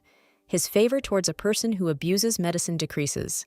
He waited impatiently for Anis's answer to his question about whether she really wanted to give the child the medicine. Anis understood that if she answered yes, then his favor towards her would decrease, and the color might change to black, and then she would feel pain again. However, even in this case, Anis decided that she needed to finish what she had started, especially since she had already spent the money. But if she gave in, would she be able to take revenge on him at all? Anis asked him, what if that was the case? Bird replied that he was very sorry that he had misunderstood Anis. Anis pushed Bird's hand away, taking the potion, and said that what he was saying was just excuses. Isn't Bird the one who has a biased opinion and puts pressure on her? He already misunderstood her, and even said such words. Anis didn't care what he thought of her anyway. She just did what she wanted. Bird looked at her and said that she was indeed selfish. Suddenly, an arrow flew past Bird's face, slightly grazing him. Then the arrows flew one after another. Bird covered Anis with himself. He shouted for everyone to quickly go inside, because it was already dangerous to stay outside. They went inside. Arrows continued to fly at them. The children were in a panic. The entire door to the hut was studded with arrows, and the shelling suddenly stopped. Bird continued to hold Anis as close to him as possible to protect her if anything happened. The arrow left a small cut on Bird's face that bled. Bird said that we needed to hurry. He asked how many people were there. It seemed like it was around 12 when Zenas answered. He said he would hide the children. Bird replied that it was a problem. Moreover, it seemed strange to Baird that there was such silence. It meant that they were waiting for something. And it doesn't matter what exactly, but it's clear that nothing good will happen, Bird said. But Zenas did not understand for what purpose they were doing this, why they needed it. Anis said that the group was quite organized. Since they fired so many arrows, they clearly had no problems with discipline. Perhaps these were Abaslan soldiers targeting the commander. Bird was surprised and said that this was a perfectly reasonable idea. Everything could be like that. There are well-trained soldiers on the other side, Anis thought. Among them, there were only a dealer and a doctor. At that moment, Zenas looked at Anis. After all, by the way, she knew how to use a gun, which means there is one more person. Anis thought that she should finish them off sooner, rather than wait for arrows to rain down on the building where Carol lay. Zenas saw a man. He thought it was reinforcements. They finally showed up, the man said. Anis was horrified. Could everything really be against her? The man asked to simply give him Anis Albrighton, then he promised to leave everyone alive. Zenas took out his sword, and he and Bird blocked Anis from the man. This man was one of those who stormed the Marquis Dominion and destroyed their estate. This man is the chief wizard of the Kingdom of Abaslan, Keslan Beriktas. Anis didn't understand why she was the one doing this. Wasn't he a mercenary sent for the rear commander? Bird asked Anis if she knew this man. Anis replied that no, she didn't know him, at least not at the moment, she thought. However, he seemed to know Anis. That's how it all looked. But it's unclear how he could know her. Bird said that then he could be a stalker. Bird decided to wait for reinforcements that would arrive soon. But Anis knew that even so, it would not be easy for them to deal with Keslan. Anis said that she knew that this man was the chief wizard of the Kingdom of Abaslan, and even 100 soldiers might not be able to cope with him. Then Bird asked if Anis hadn't said that she didn't know this man, but Anis hadn't said that she didn't know who he was. Anis said that they could try to stall for time, but Bird didn't seem to like this plan. Bird asked Anis how he should do this. They all didn't know what to do until reinforcements arrived. Whatever, Anis shouted to Bird. They clearly couldn't stand still doing nothing now. Bird noticed the bags near the boxes, which looked quite heavy, and an idea came to him. Bird threw the bag at him, but Keslan managed to block the blow. All this seemed to him like childish antics, and they would certainly achieve nothing this way. Anis pulled out a pistol and fired towards Keslan. The bullet flew past. She warned him that the next bullet would hit him squarely in the head. Keslan asked Anis if she really thought that this bullet could penetrate his head. He himself doubted it. He said that Anis first needed to learn how to handle a weapon. Anis knew that if she had aimed for his head straight away, she would have been counterattacked. Keslan asked Anis. It turns out that she knows him quite well. Anis pointed the gun at Keslan again. He said that it wouldn't help. Even if Anis resisted, he would still take her. It was better to just give up. Anis asked him that if that was the case, then it meant that he needed her alive. And there is only one person who can wish for this, the one who has never encountered difficulties. Even if someone held a grudge, they wouldn't hire an enemy to deal with Anis. She couldn't believe that Cleora hired Keslan. Anis advised Keslan to abandon all hopes of receiving any reward for her, because Anis is going to kill Keslan right here and right now. Keslan laughed and asked Anis if she really thought it was possible. Anis fired at Keslan, but his shield deflected the bullet, causing no harm to him. Keslan said that Anis would never be able to kill him with this gun. But Anis said that there is no absolute certainty in the world, just as nothing is impossible in the face of money. Keslan said that this was just the ravings of losers. Anis shot at him again. This time the bullet still hit him. He didn't understand how it happened. How did it happen that the magical barrier dissipated? Keslan asked. The store couldn't help but help. Anis bought a blessing that dispels magic. Anis placed the blessing she had bought earlier on the bullet. She wanted to enchant the gun, but had several failures. Be that as it may, Keslan is a skilled wizard. It is difficult to break through his magical barrier. Anis was surprised by the items from the store. Anis told Keslan that she had warned him that it would be better for him to leave now. Keslan got angry and called them just pathetic trash, so he believed that it was better to deal with fools quickly. but Annis said that there would be no second warning. She pulled herself together and fired the enchanted bullet at Keslin again. This time the bullet also broke through his barrier and hit his. Keslin fell to the ground and showed no signs of life. Annis noticed Zenas and Bird's surprised glances in her direction. She asked them why they were looking at her like that. Bird replied that nothing like that. They were just surprised at how skillfully she handled the gun. Meanwhile, on the southeastern horizon, two people were talking about what seemed to be wolves walking nearby. "How in this region?" the man asked. "Don't they live in the north?" They decided to test this and fired a fire arrow in that direction. A large black creature, more like a wolf, with huge teeth and glowing eyes, came out to them. The men realized that it was a monster, but why it had come was unclear. The monster was much larger than the people. They ran from it, hoping to be saved. The boy stumbled and fell. The crowd continued to run. The monster was already next to him. Suddenly, a man stood between the boy and the monster and told him to run away quickly. It was Lloyd. He didn't expect that a mid-level monster could appear here. Someone nearby must have released him, Lloyd thought. Lloyd had someone else to talk to before the night was over, so he decided to deal with the monster quickly. Meanwhile, Zenas hid the children in a safe place so that they would not be harmed. Bird said that the shots were probably heard, so help would arrive soon. He decided to wait for them here a little longer. There was a wound on Bird's face. Anise handed him a potion and asked him to use it. Bird said he didn't want to, because Annis still hadn't answered what it was. Anise got angry and continued to hold out the potion to Bird, but he didn't want to take it. Then, Anise silently took a napkin out of her pocket and soaked it with the potion. Anise asked Bird not to talk nonsense and just take a napkin and just smear it on her wound. Anise came closer to Bird and used her hand to treat the wound on his face. Bird got angry and pushed Annis away from him. He demanded that she explain what she was doing. Anise looked at him with innocent eyes and motioned for him to check the wound. Bird touched his face. The wound, to his surprise, disappeared. Anise asked him, "Didn't she say it works?" Bird took the bottle and looked at it more closely. He realized that it was holy blood, a healing potion made from holy water infused with divine power and the blood of a demonic beast with incredible regeneration. Although the church considers mixing such ingredients blasphemous, alchemists and magicians did so. As they say, it is simple and effective. Bird opened the bottle and said that without the addition of holy blood, such a level of healing could not be achieved. Therefore, this potion may well help even in treating this child from the plague. Anise was already glad that Bird would now allow her to give this potion to Carol. But then Bird said that, however, holy blood is prohibited by the church. As it turned out, this potion was a drug, for the possession of which Annis could be accused of blasphemy. Anise stood and tried to take the potion from Bird, looking at him with disappointment. Bird gave Anise the potion and said that therefore she should not show it to anyone else. Anise relaxed and said she would be careful. Although she didn't even know if Bird had told her the truth, there was no sign of it in the store. Finally, help arrived, and they asked if a weapon had been used because the head had been pierced right through the center. One of the soldiers heard that he was one of the main wizards of Abyslan. He did not understand whether the power of the weapon was enough to deal with the magician like that. Anise thought that in such a place she could regain the reputation she had lost. Annis asked everyone present to leave. She needed to examine Keslin's body.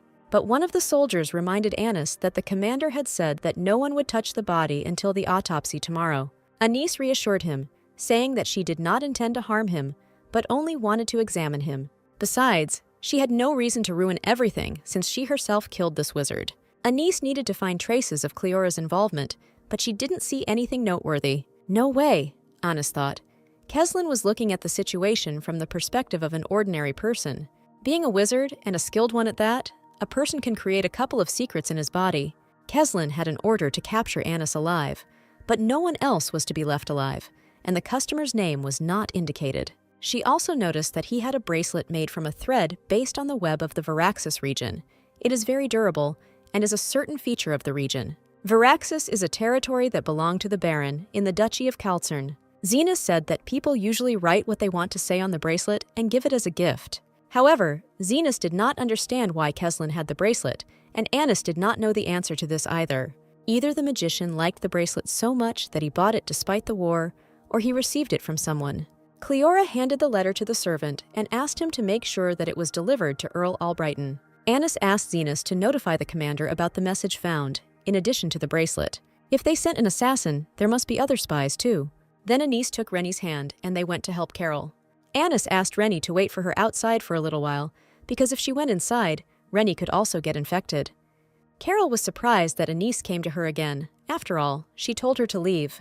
Anna said that she had promised her that she would treat her, and that was why she had come back. Anise handed Carol the potion. Even though it was bitter, this medicine would cure her, Anise told Carol. She warned that it might make you sick, but you need to be patient and drink the whole potion, and then it will help. Carol listened to Anise, and despite the unpleasant taste, drank the entire potion. But she didn't feel any better. Anise didn't know what was wrong, or if the medicine wasn't enough. Soon, a notification appeared above Anise. The task was completed. She received a special reward of agility plus 5 points, 2 million cash, and the title of white hair. Carol didn't understand if it was all over, and she looked better. Anise told her that she was healthy now. Rennie was worried about her sister. She couldn't find a place for herself. She walked along the corridor from one end to the other. Suddenly, she heard the voice of Anise calling her, saying that she could come into them. Rennie walked into the room and saw her sister sitting in the middle of the bed. Carol ran up to her sister and hugged her. Renee was crying with happiness. Carol didn't understand why Renee was crying.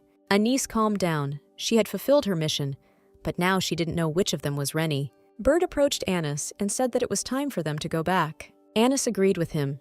It was getting close to morning, so it was time for them to go. She said that she would get ready. Bird said that the child would be fine. The disease was completely cured. They mounted their horses and set off on their journey. Anise remembered about Cleora. She tried to get Anise, even by attracting their enemy, while she had to stay alive. Anise didn't want to get involved in this, but in this situation, she didn't know if her life would end up being in danger. Arriving, Bird approached Anise and extended his hand to help her get off her horse. Anise was surprised, because lately Bird had begun to treat her differently, and before he wanted to kill her. But Anise still gave him her hand and safely got off her horse. A soldier approached Anise and said that someone wanted to meet her alone.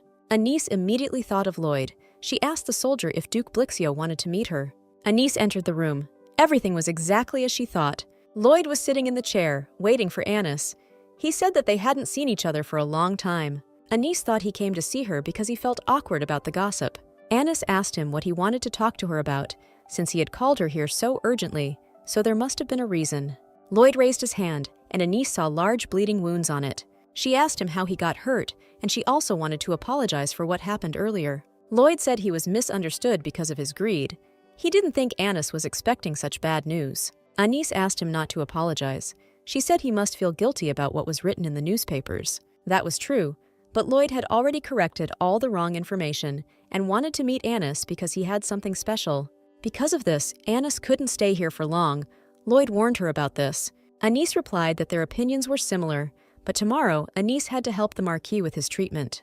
But Anise had only been here for 2 days, and she was afraid that if she returned, unpleasant rumors might spread. Lloyd replied to Anise that he understood her, but he said nothing more. Come to think of it, didn't he apologize to Anise at the last event? She felt like this wasn't the first time, but perhaps he was speaking sincerely, as could be seen from his downcast eyes. Anise said she would accept his apology since part of the responsibility lay with her. She decided to just leave the situation. Lloyd thanked Anise for forgiving him. Anise asked Lloyd to come to her tomorrow. She promised to take care of his wound, but today it was already too late. Here Lloyd again began to say that Anise needed to leave here immediately. Anise asked him if he was really going to stay with her until midnight. Anise didn't want to become the subject of rumors anymore. Lloyd couldn't really explain what was going on. He just said that Anise needed to leave. Anise didn't understand why Lloyd was acting so strange today. Not like usual, something had changed in him. Anise thought that Lloyd did it in order to see Maleva. Anise was about to leave, but Lloyd didn't let her do it. He grabbed her and pressed her to himself. Suddenly, the door, the handle of which Anise was holding with one hand, began to open from the other side. Anise was unable to stay on her feet due to the sudden opening of the door and began to fall. Anise was alarmed by the fact that Lloyd suddenly approached her every time, and now she was falling right in front of him. The man who opened the door was able to catch Anise as she fell down. It was Bird. Anise thanked him, but then she had a question for him. She was interested in what he was doing here and why he came. Bird and Lloyd met eyes. It was clear that they were not happy to see each other.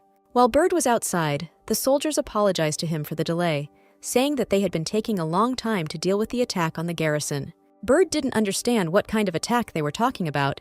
He asked the soldier if he was okay. The soldier replied that yes. Fortunately, Commander Blixio came, he said, so they were able to escape. Lloyd had a look of anger in his eyes, as if he was ready to tear Bird apart. Bird's face was no less angry, and he quietly grabbed Anya's shoulders and began to squeeze them to such an extent that she screamed in pain. Bird immediately came to his senses. He apologized to Anis and asked if everything was okay with her. Anis smiled and told Bird that she was fine. Lloyd looked at Bird and asked him what was going on. Bird, trying to contain his anger, replied that it was his office. Now both Anis and Lloyd understood what was going on here. Now Bird had only one question left. What were the two of them doing in his office? Moreover, at such a late hour, when the time is already past midnight. Lloyd was embarrassed and said that it was all a simple misunderstanding that could be explained. Bird, in turn, answered him that there was no misunderstanding and could not be. Anis, who understood what was about to happen, covered Lloyd's mouth with her hands and told Bird that Lloyd had called her here for a short time. Anis reminded Bird how he said that he didn't believe rumors. Bird didn't know what to answer, and there was an awkward pause between them. Bird apologized to Lloyd and took Anis aside, saying that they would just step away for a minute. Bird asked Anis if she had told anyone about Keslin's murder, but Anis had not yet had time to tell anyone about it. "Excellent," said Bird. He asked her to keep the news quiet until tomorrow, until an investigation was conducted.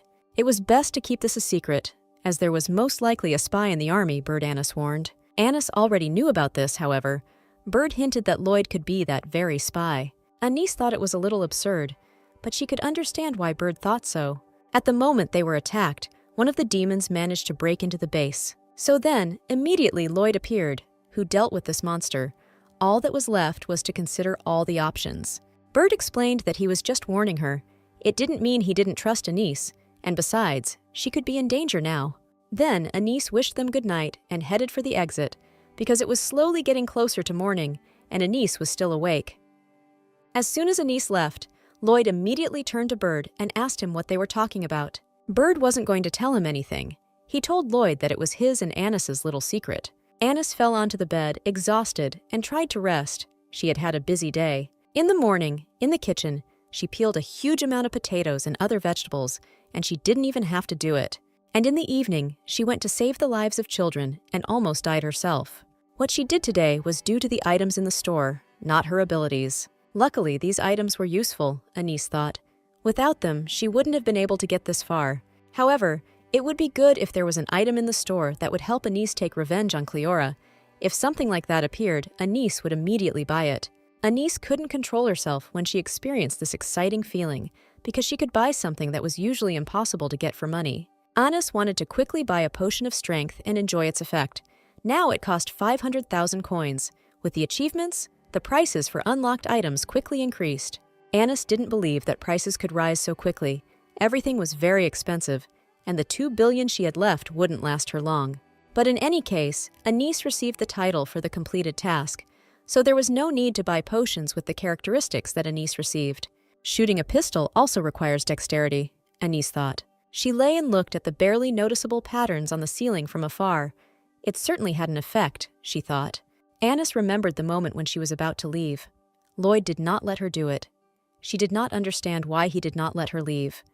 It seemed like it wasn't just that he felt guilty about the rumors, Anis thought. In the morning, Anis was already helping Bird in the infirmary. There was even more work than yesterday in the kitchen. The fact is that the monster that suddenly attacked them yesterday injured and killed several people. Among the victims were trained knights, but even they were unable to fight back the demon. Thus, in the infirmary where Anis worked today, many patients appeared. Anis was already treating the wounds of her first patient, and she was a little nervous. Moreover, this patient was Lloyd. He looked at Anis with a displeased face, and finally asked her what she talked about with the Marquis yesterday. Anis finished the treatment and said he could go. She asked Lloyd why he was so worried. They hadn't talked about anything like that, but Lloyd didn't understand why they were hiding their conversation. Then Anis asked Lloyd what he wanted to tell her yesterday. Lloyd looked down and replied that he couldn't tell her that. Lloyd didn't bother Anis with questions anymore. He stood up and left the infirmary. Anis didn't understand what had happened to him, why he had been acting so strange since yesterday. Bird told Anis that they seemed to have finished their work for the day. Bird praised Anis, saying that she was doing well. He asked her if she had done something similar before. Anis replied that she had not. Anis just watched, because in the modern world there are many films about medicine. Of course, if Anis had said this out loud, Bird wouldn't have understood her, because he was just a character from the game. Today's daily task required Anis to cure 30 sick people, leaving her with only 6 left. They've already taken care of everyone who was here, so that means only the critically ill patients are left, Anis thought. Anis noticed that after completing yesterday's task with Carol, the difficulty level of the tasks had increased. It was obvious that the level of the next task would be even higher, but there are also advantages. With the increase in difficulty, tasks such as peeling carrots will disappear, and quests with more generous rewards will appear. Anis didn't understand. Shouldn't the seriously wounded be escorted back to the capital, and the same should be done with those who needed surgery? But the problem was that all the horses had scattered due to the attack, so transporting patients was now difficult. Bird told Anis that he had sent the Duke a request for help. Perhaps they would send someone from the front lines. Anis said that, however, these people needed treatment right away. It was risky to leave them in this condition. But there was no choice either, Bird said. It was not safe to perform operations right there, so Anis asked him if she could give them her medicine. Bird was a little angry. He had already told Anis his opinion and attitude towards this medicine. But if nothing is done at all, these people will die here without ever receiving help, Anis said. Even so, there is no other choice, Bird said, because you can't just break the laws. Are laws really that much more important than the lives of patients? Anis asked. It is the duty of the Empire to take care of those who sacrifice their lives for the people and the ruling family. It was foolish to put dogma above human lives, Anis told Birdu. Was that part of the doctrine? Anis asked. Would Bird simply order Anis to abandon the wounded to their fate? She couldn't believe that no matter the circumstances they were still talking about the human. Bird didn't let her finish. He asked her if she knew that rumors have wings. Just like people have eyes, Bird continued. And it might be okay if one person finds out, but if 2, 3, 10 people find out, the rumors will spread and reach strangers, Bird said. Then Bird won't be able to protect Anis, even if he really wants to. Although they could not be completely cured, they could keep them alive until they arrived at the capital with the help of divine power. That way she wouldn't be in danger, Bird told her. He decided that Anis would return to the capital tomorrow. Anis was furious. How could it be that not even 2 weeks had passed and they were already kicking her out of here? Bird explained that no one was going to kick her out. She would simply be sent away before the patients were delivered to the capital.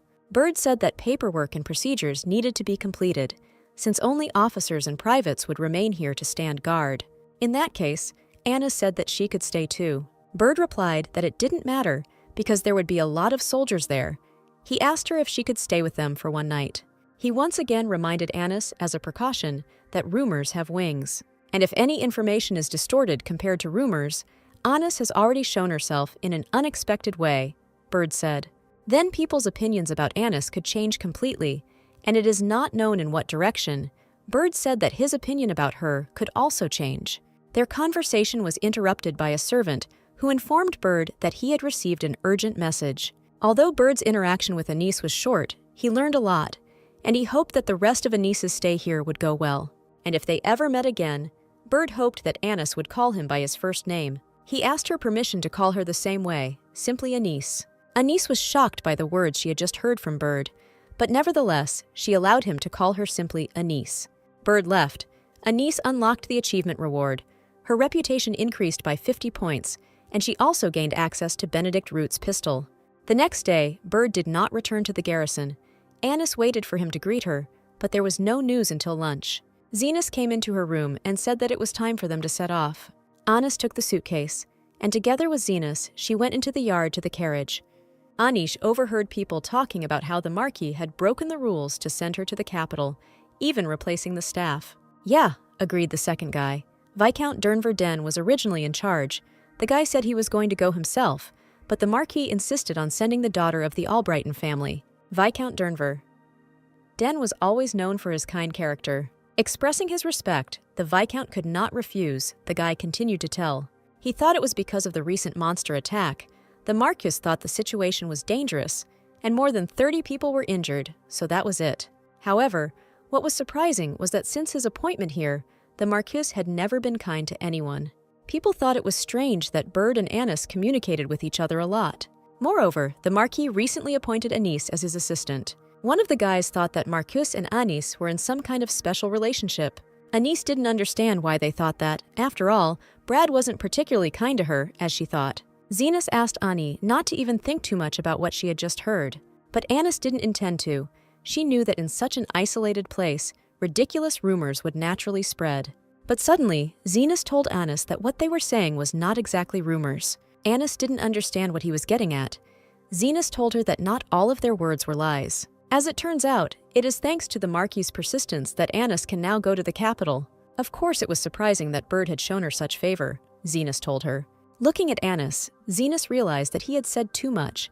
He asked her to forget this conversation. It all seemed very strange to Anis. Initially, she followed Mileva, however, something went wrong. Anis realized that perhaps the problem was that she had intervened before Bird met Mileva. Soon, Anis arrived in the capital, looking tired and thoughtful. She was met by a servant, who first asked her if she had eaten. If not, he would quickly prepare something. Anis replied that she had already had a bite to eat, and now she was worried about whether something had happened in her absence. The servant replied that fortunately nothing like that had happened in Anis's absence. However, there was still some news. He asked Anis if they had reached her. Thanks to the fact that Duke Blixio personally explained everything, all speculations were dispelled. There was something else. Many people were interested in Anis, the servant told her. But Anis didn't understand why this was so, because all the explanations had been published. What else did they need from her? He said that the article said that Anis was a close friend of the Duke. Anis remained silent. She asked if there had been any invitations from aristocrats. The servant replied that yes, there were a lot of letters, or rather 1,321 letters. Anis didn't understand why there were so many letters. They weren't even invitations to the neighbors' children's birthday parties. Anis looked at her reputation. She was surprised. Her reputation had grown very much, but when it had managed to grow so much, Anis did not understand. Anis thought that maybe Lloyd had something to do with it. She had no other explanation. There was another letter. The servant handed it to her personally, separately from everyone else. It was a letter from the Calzern family. Anis took the letter and looked at it silently. Thinking about the situation, she thought that Cleora wanted her to report. Perhaps, Anis thought, Cleora was testing whether she still served her or not. Later, Anis went to the military reception center. Anis approached the man and asked where she needed to go to send the document she had in her hands. The man replied that this document needed to be passed on to the head of the General Affairs Department. "Here he is," said the man, looking at the two people who were walking to the side. The man called Lord Jenkins and asked Anis if he understood correctly that she was sent by Marquis Elpidia. The Lord approached Anis and asked her to give him a document related to transportation. The Lord examined the document and said that everything was received safe and sound. He asked the name of the person who delivered the document. Anis told him that her name was Anis Albrighton. The Lord was surprised. He told her that he was very glad to meet her and introduced himself. He was Earl Edgar Jenkins. He said that today was his lucky day. He didn't expect to meet such a famous person here. He told Anis that if he had time, he would be happy to invite her for a cup of tea. But at the moment, he was a little busy with work, so he had to take his leave.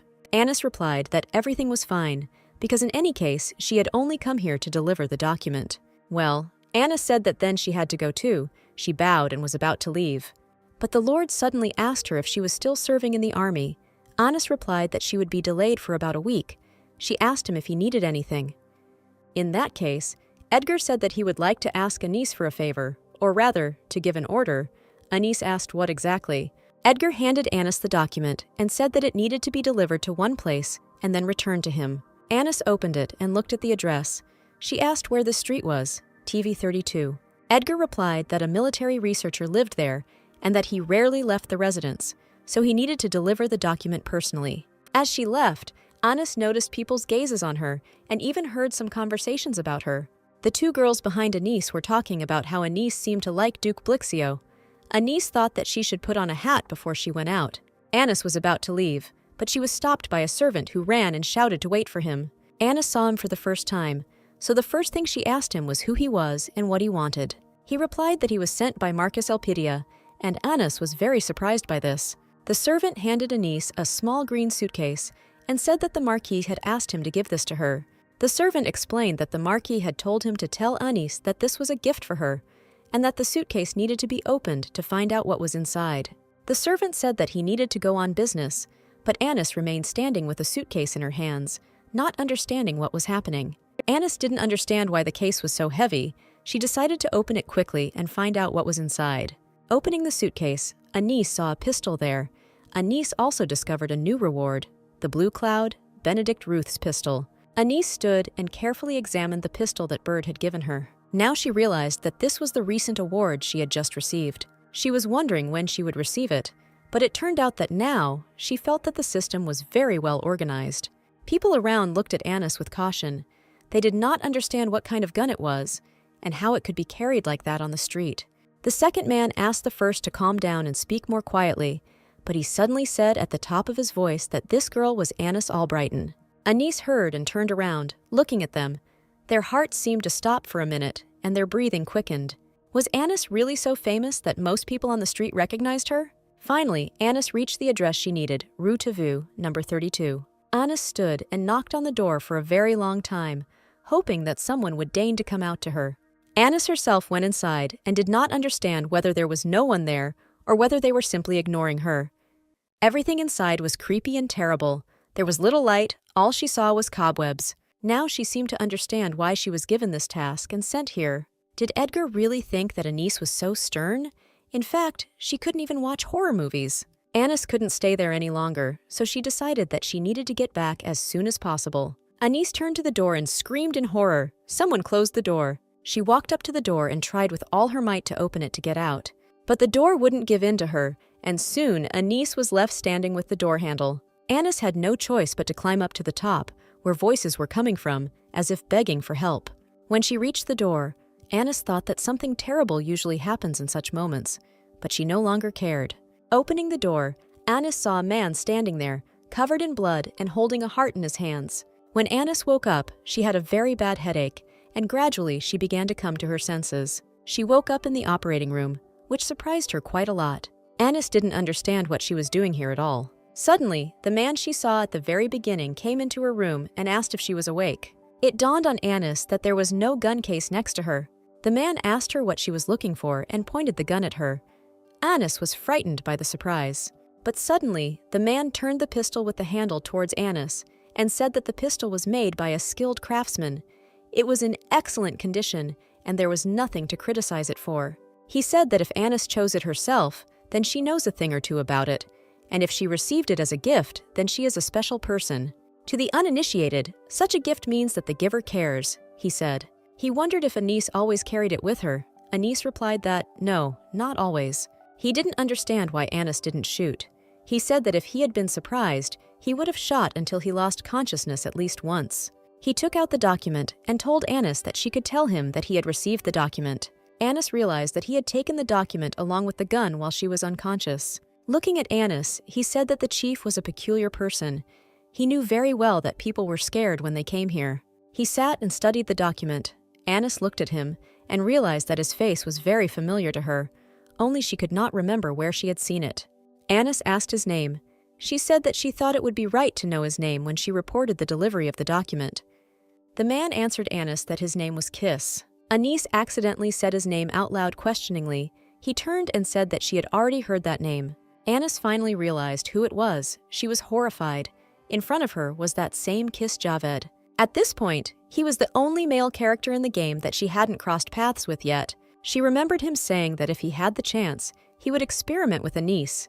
He wanted to explore her cruel nature. Kiss Javed was the scientist who was obsessed with experiments. Kiss, after observing Anis, told her that he felt like she knew him. Anis found it strange that she met him here and in such a setting. Kiss Javed was the character that Anis hated the most. Pathloyd and Bird deep down hated Anis, but it was not made public and did no harm. The heads of the two families treated the aristocrat's daughter with disrespect, but he was completely different.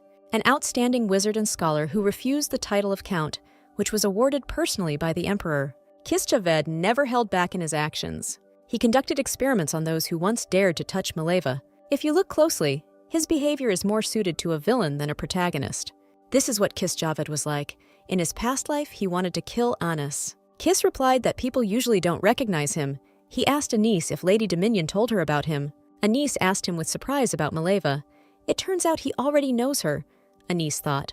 He replied that he had met her a few days ago. She had accompanied the Count to a scientific conference, and that was where they had met. Kiss said that throughout their conversation, she kept mentioning Anis, so he wondered what kind of person Anis was. Anis replied that she was also very happy and that it was an honor for her to meet such a famous person. Kiss approached Anis and told her that her expression told a different story. He said she looked like a frightened lab mouse who didn't know when she was going to be operated on. Kiss asked Anis not to worry, saying that he does not force people to do such things. Anis asked if he meant that he was conducting experiments without coercion. Kiss asked Anis with a smile on his face if she was interested in this. Anis replied no. Then Kiss asked her why she didn't come back if she was already okay. Or does she want to stay with him? Kiss asked her with a wink. Anis replied that it was time for her to go, and perhaps she would better go. Anis headed towards the door. Kiss thanked her one last time and told her to be careful. Kiss approached Anis and asked her to come and play again next time. Anis went out and ran. She didn't understand if she really looked crazy to come back here. She walked up to the carriage, sat down, and ordered it to leave as quickly as possible. Anis thought that they would most likely never have the chance to see each other again. Returning home, Anis lay down on the bed to rest. Anis left the mansion for less than a week, but a lot happened during that time. Anis remembered how she went to carry out a mission where she had to heal children, and in the end, she almost died herself. How she finally mended fences with Lloyd and improved Bird's favor. And today, she actually met another one of the main male characters, who was previously ready to kill her. Suddenly, there was a knock on Anis's door. Her face was disappointed. She got up and realized that one day would not be enough for her to rest. A servant and a girl entered Anis's door. Since Anis was already fine, the servant brought this girl so that she could tell her something. The girl fell on her knees in front of Anis and began to beg Anis to take her back to work. But Anis asked her how she could believe and accept the girl who robbed her. The girl asked Anis why she was no longer preparing for the meeting with Princess Cleora. It was strange that the girl who did all sorts of things while serving the princess no longer visited the Kaltzern family. Anis was shocked that it sounded pretty brazen on her part, so she ordered Brilton to take her away. But suddenly the girl said that she also wanted to take revenge on Cleora. Cleora took her parents hostage to prevent her from escaping, but they ended up dead and her house burned down. The girl said that unlike her, an ordinary girl, Anis has power. The girl begged Anis to help her, and in return she was ready to tell Anis everything she knew. To think that Cleora would do such a thing just to capture one pawn, Anis thought that, as expected, Cleora was a formidable opponent. Anis warned the girl that if she betrayed her again, she would lead her to Cleora, so she needed to do her job better. Liz asked Anis not to worry, because if Anis helps her take revenge on Cleora, then she will do anything. Anis asked Brilton to show Liz the list of servants to find those whom Cleora could bribe. Anis decided to replace them with someone better, so she ordered an advert for workers to be posted quickly. Cleora could only watch and wait, for Anis's revenge was only just beginning. After Liz arrived, work in the mansion became much easier, thanks to the selection of servants. Many servants were dismissed, and others were hired to take their place. Liz did this as Anis asked her to, and she did everything better than ever. Now everyone in the mansion was at Anis's complete disposal. Just recently, the servants were crying because they sided with the Duke's daughter. They were betrayed by the very people they trusted. However, Liz handed Anis the letter and asked her what it was. Anis remembered Edgar asking her for forgiveness. The thing is, Lord Kiss usually sent away people who came to him, so he thought that he would want to accept Anis, a young girl. The next time, Anis asked Edgar to be honest, because Kiss did not look happy at all. He asked Anis for forgiveness again, and said that he would not allow this to happen again. Then Edgar told Anis that he seemed to like her.